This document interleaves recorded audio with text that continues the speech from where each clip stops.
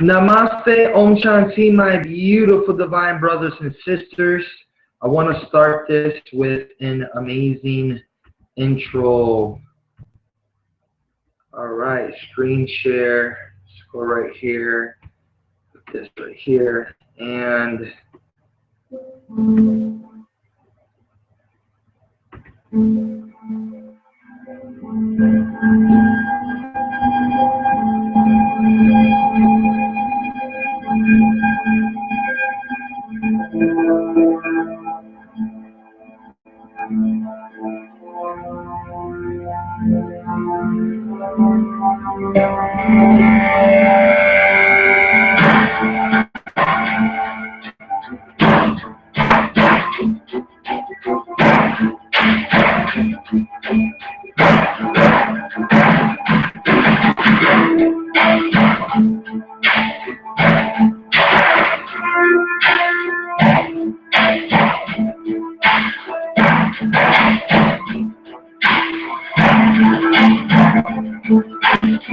that's how you can join the movement today.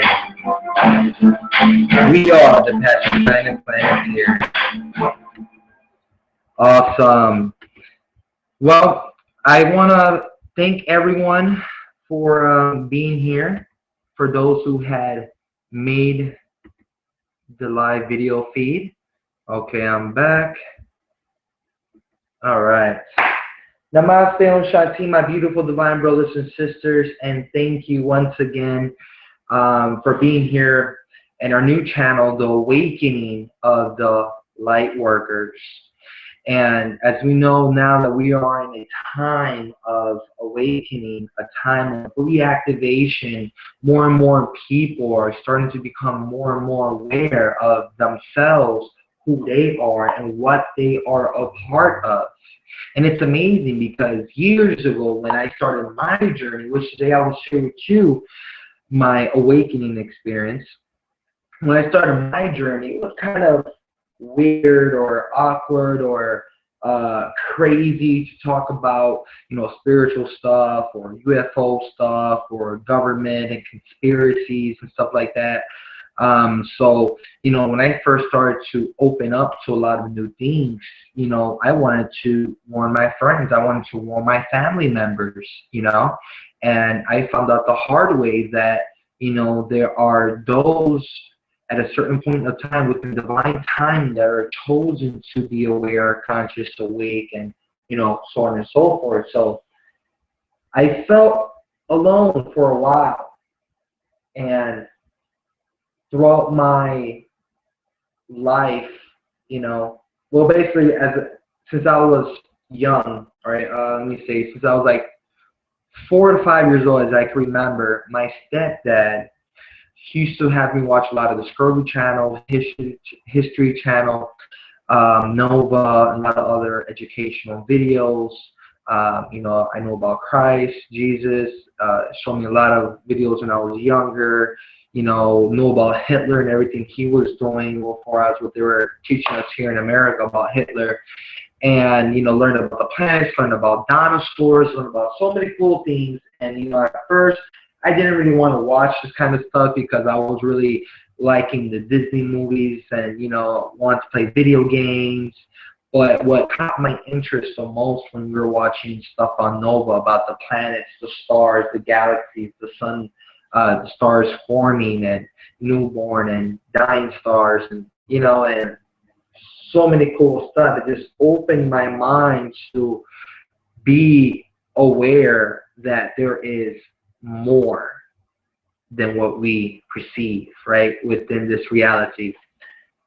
So I can remember this one experience when I was 12 years old, and I was going to sleep, and nights that I had issues sleeping, I used to, daydream and create my own like little fictional reality, like on a TV show.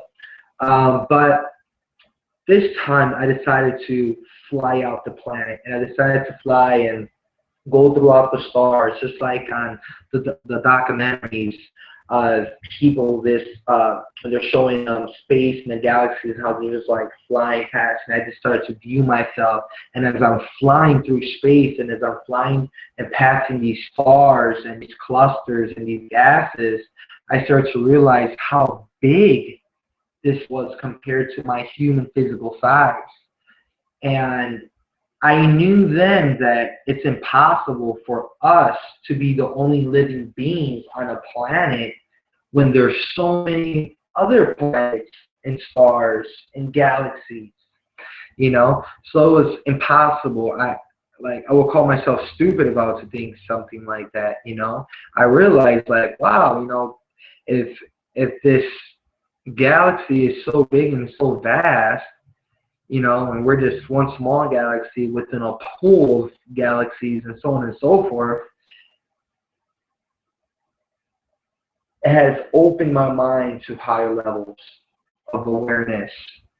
So, yes, I remember having that experience when I was, you know, 13 years old. I'm like, yeah, there has to be other humans just like us, and other planets and other worlds, different civilizations, you know, beings that look like us, that look slightly like us, different colors, so on and so forth.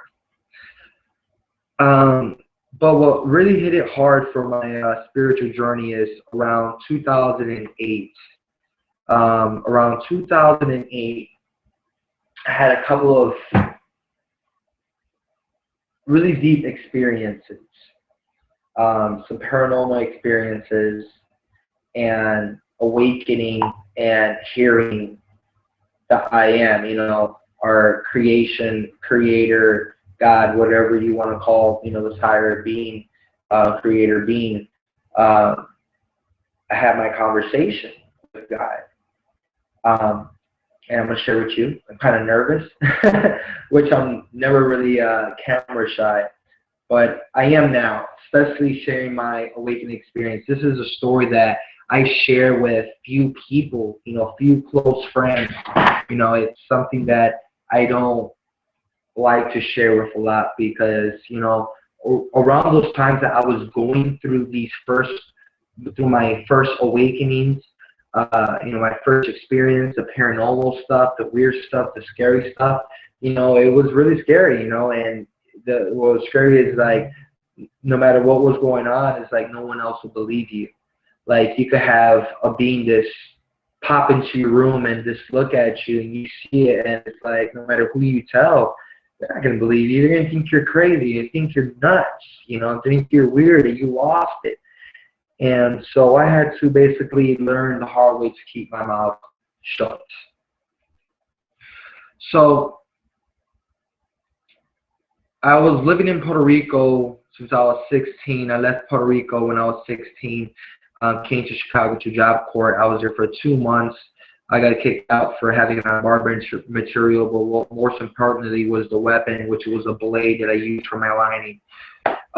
So I came from Puerto Rico to go to job court. I left job court and I went to stay with my grandma. Now, this is why I'm talking about this is one of my experiences. So as I'm there staying with my grandma, she had a 2-floor condo, and the room that I was sleeping in had a balcony.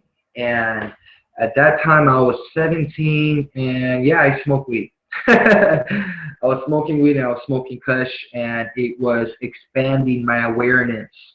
It was having effects on my brain as far as like deprogramming, you know, and help me realize and remember lots of things and question many things as well. You know, this one time I was just on the balcony. You know, I just got done smoking. You know, I go downstairs so I could drink some water, and I go downstairs so I could get some water. And as I'm drinking a cup of water, I start hearing this weird sound. And, you know, I'm paying attention, and I'm, you know, listening to where is the sound coming from.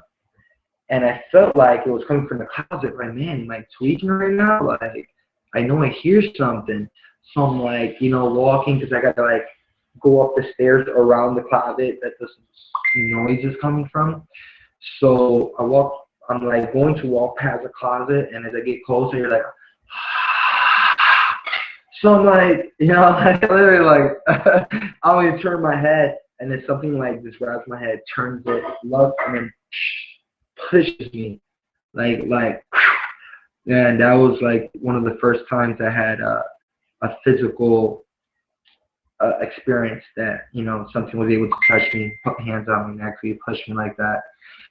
And it frightened me. I went upstairs. I ran upstairs. I didn't know what to do. I decided to call my best friend at the time, Louis, and I told him what was going on. I told him that I was smoking, and I told him the whole experience, and he was laughing. He thought I was crazy.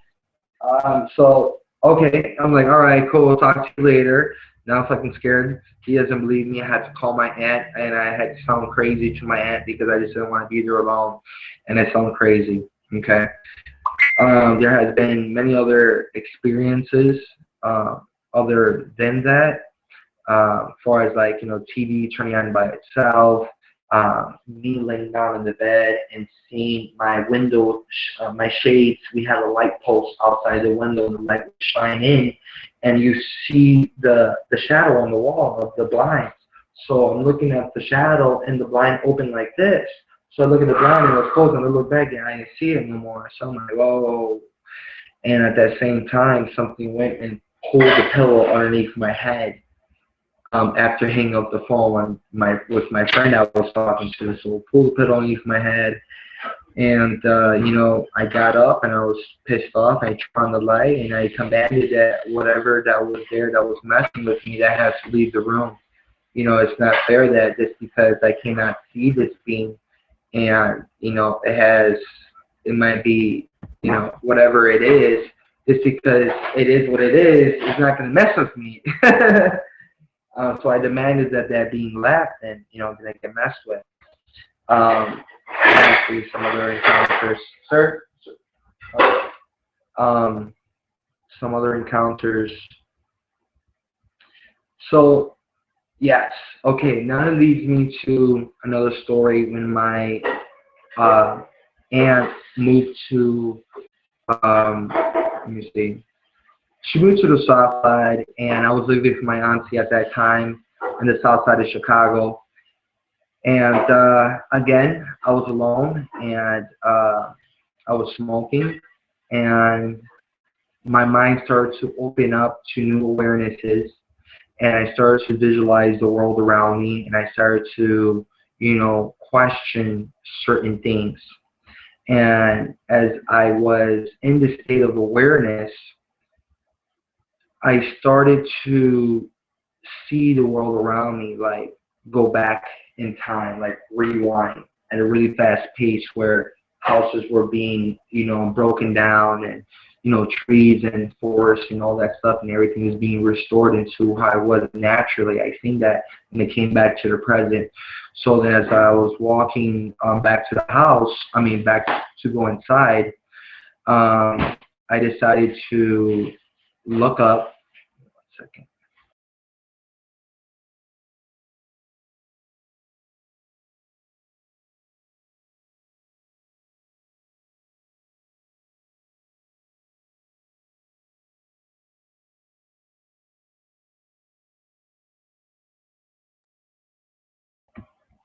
All right, so I'm back. So as I was walking into the house, I looked up to the sky, and for some reason I looked up to the sky, and I waved, and I said, "I know you're watching me." Now, at that point, I didn't intend it to be, our Creator God. I knew something else was watching me at that moment.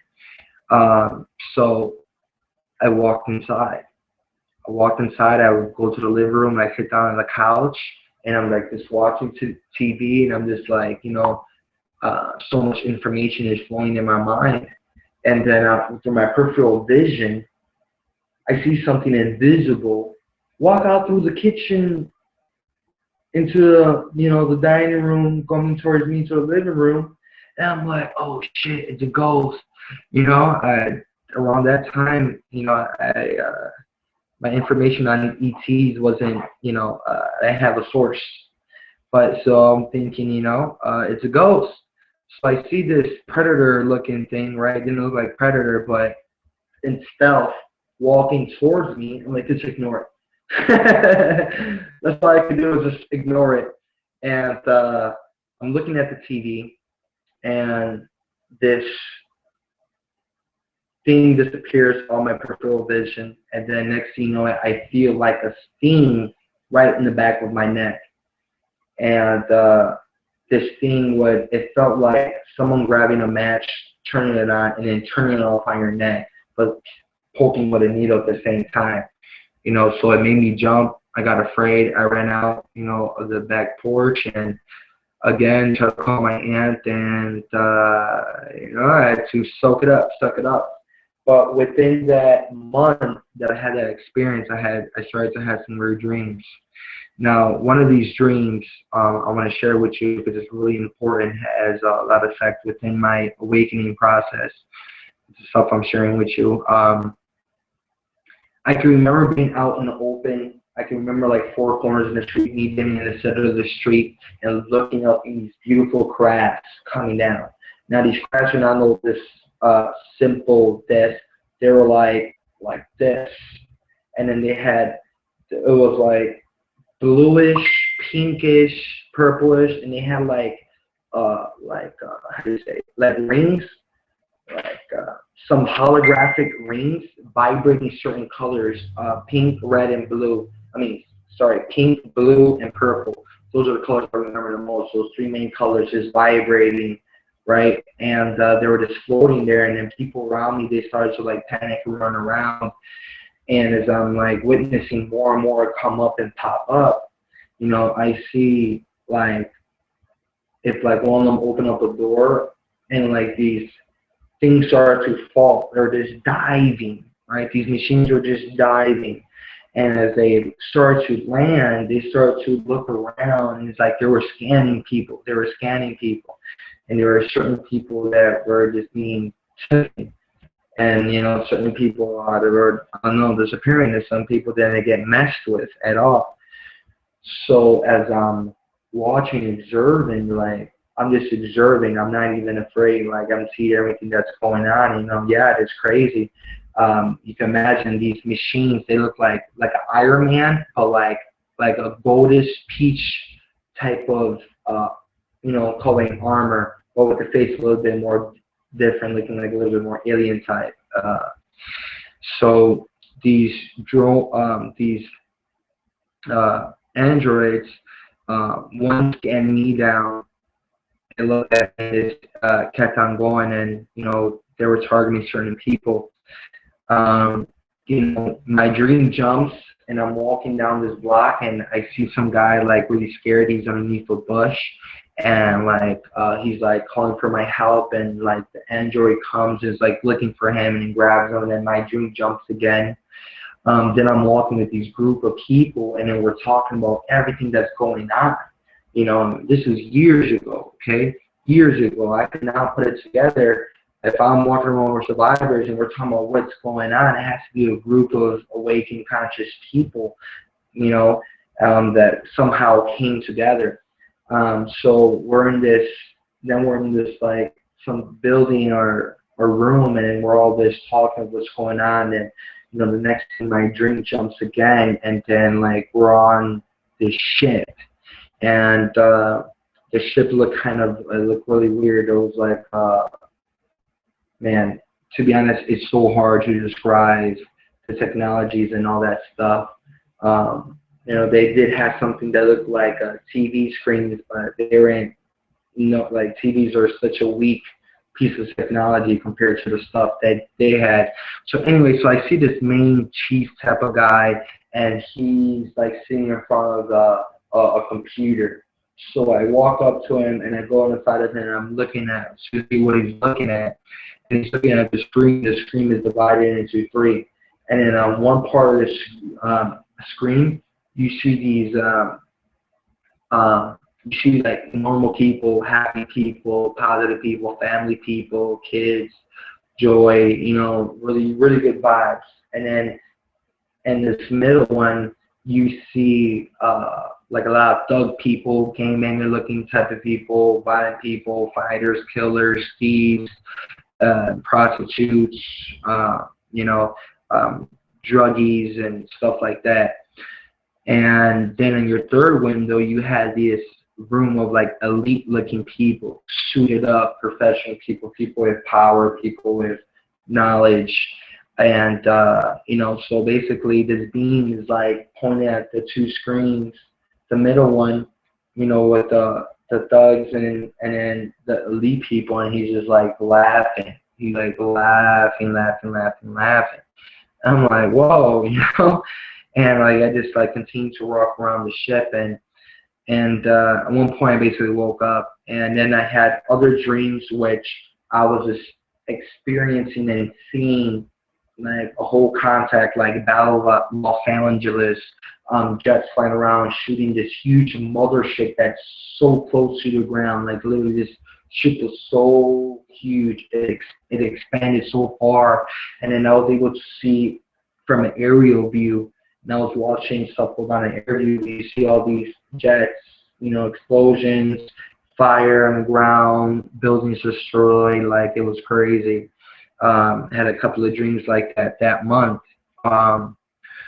Within having my, chip experience. How did I fall further into this? Well, I basically told one of my friends about my experience, and we went to the music studio, and my friend Myth, he's a producer, and I started to share with him, we're talking about some weird stuff, and I decided to share this story. He's like, whoa, bro, you must have been Chip. I was watching some stuff on YouTube about the Anunnaki and Planet X and this and that. He's like, looking to the Illuminati. I'm like, what is all this stuff, I didn't know what the hell he was talking about. I didn't even know about YouTube. But once I got my hands on YouTube and a phone that had internet, that I could sit there and I could watch videos, that's where a lot of things started to open up. That's where I started to ask a lot more questions as far as my awakening process.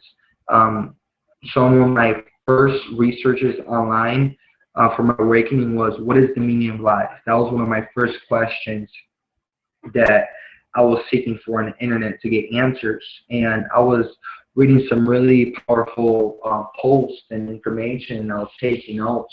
And then after I had, I found this information, the meaning of life, my second question was, all right, check this out.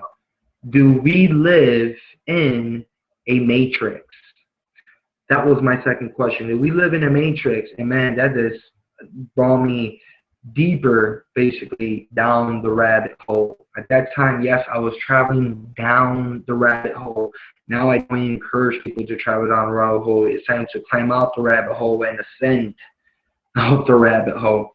But anyways, I was diving in the rabbit hole at that time, and do we live in a matrix? Led to a lot of stuff, basically, guys.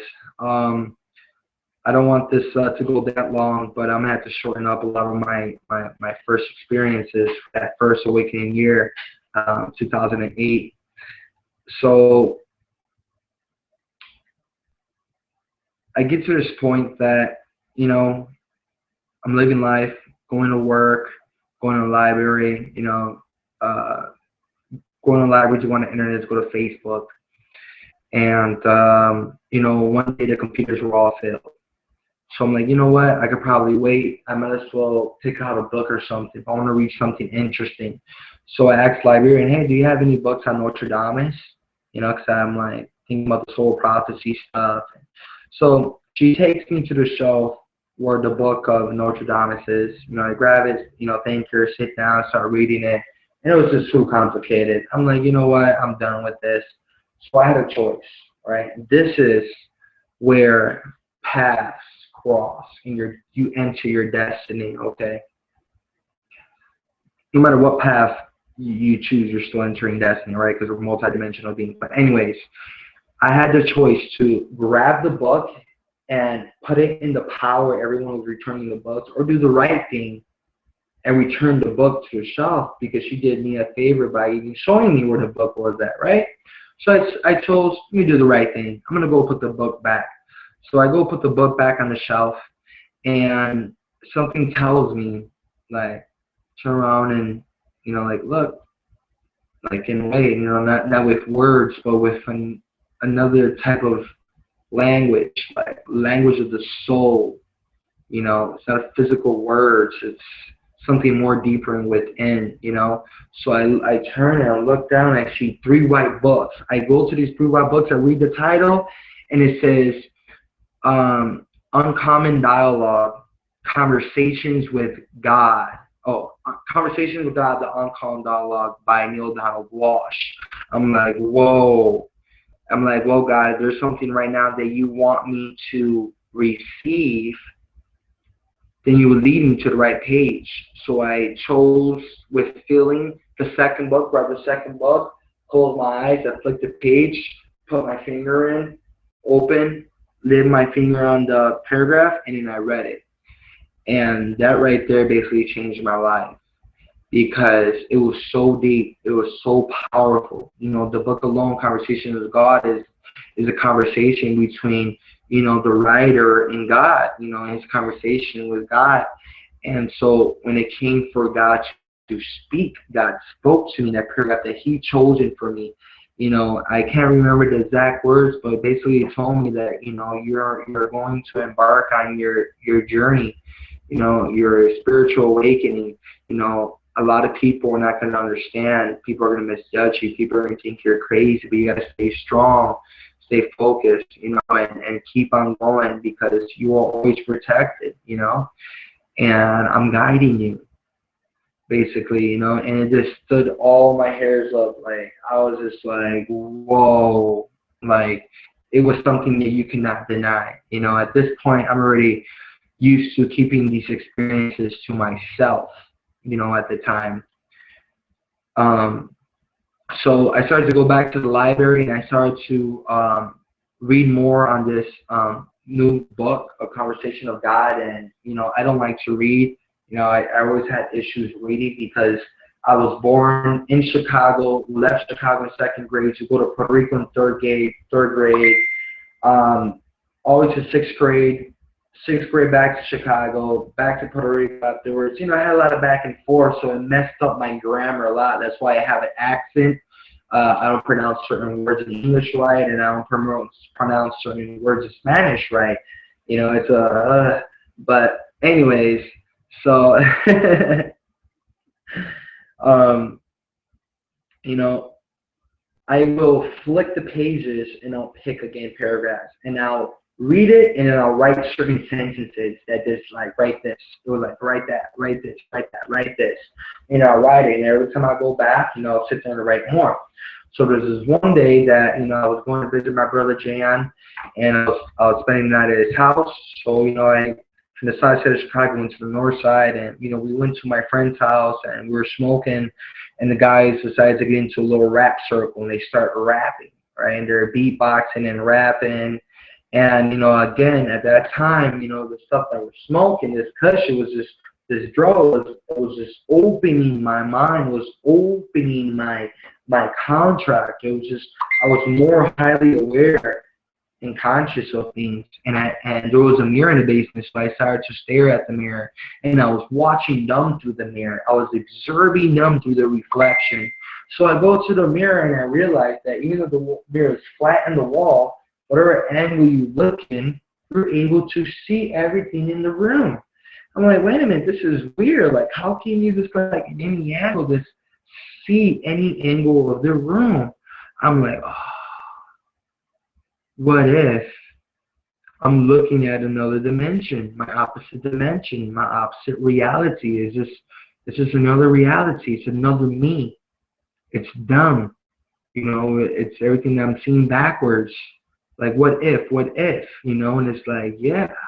Like, what if the mirror is like a special technology that everything, or, you know, it reflects everything that is being recorded in life, like in a way, like special technology or something. You know, at that moment, I was thinking about what my awareness was, things, how everything is recorded in life and everything we do. I didn't know that was the Akashic Records. I know now, but I didn't know then. You know, so I was tuning into that, and my awareness was really, really, really high. So we basically leave, and I'm on the bus and talking to my brother, and I tell him about this stuff. He's like laughing at me, nah, bro, you're crazy. Like, how can a mirror be whatever? So I'm like, all right, man, whatever. So we get to his house. He goes in the room, starts playing PlayStation. And so I decided to sit, in the kitchen by myself, grab my notebook and, went into my notes, because I'm just in that flow, in that zone and wanting to know more. So I sit down, and this whole time I was writing notes in this book, and I have not read it altogether. I sat down and I started to read it, and divine brothers and sisters, let me tell you now that it was another message for me from different verses and sentences from this book. It had one message, and it was really, really, really powerful. And that's where I'm at now. In a way, it's really, really complicated to explain these type of things. This is how come, I'm like nervous in a way, and I'm stuttering, and I'm not in my natural flow, because it's still now to this day it's really difficult to explain, awakening.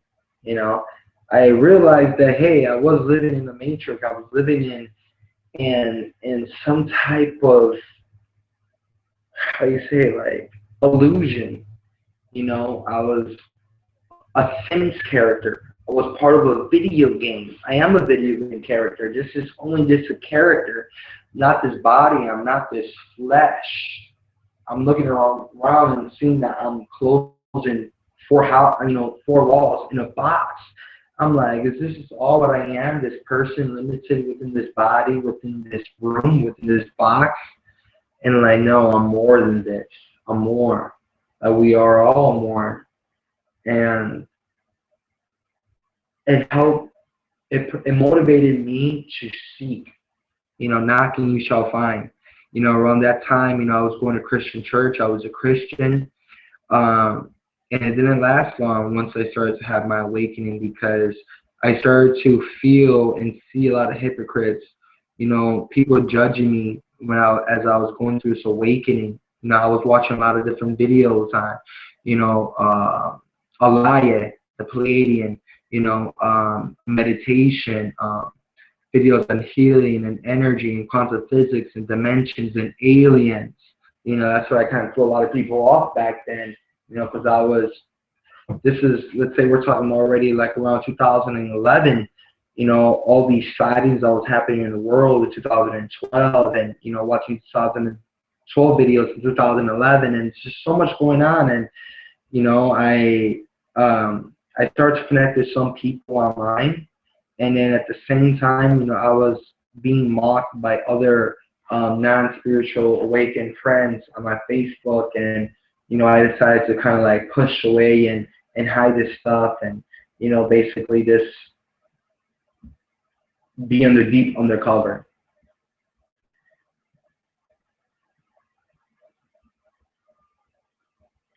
And it sucks, because as there are now people that are waking up, going through awakening experiences. You're having your paranormal experiences, your supernatural experiences. Your abilities are awakening, and you don't know how to use them or how to control them. Visions, thoughts, feelings, being empathic, finding out you're empathic, psychic senses, and so much more. It is difficult, and it's confusing, and you're going to feel like you're alone, you're going to feel like nobody understands you. But, sooner or later, God's going to send somebody your way. And that's what matters, because you're never alone. And the people that do come into your life within a divine timing for a divine purpose, they boost you up. Definitely boost you up. People who are willing to hear you out, people who understand you, people who care, people who don't think you're crazy, people who encourage you, that believe in you, that love you unconditionally. Those are the people you want to surround yourself with. And most of the time, these people are not family. Most of the time, these people are not your close friends or your best friends, most of the time. So I know how it is. And, I had plenty of experiences that, I'm just running out of time. um, Plenty of experiences to share.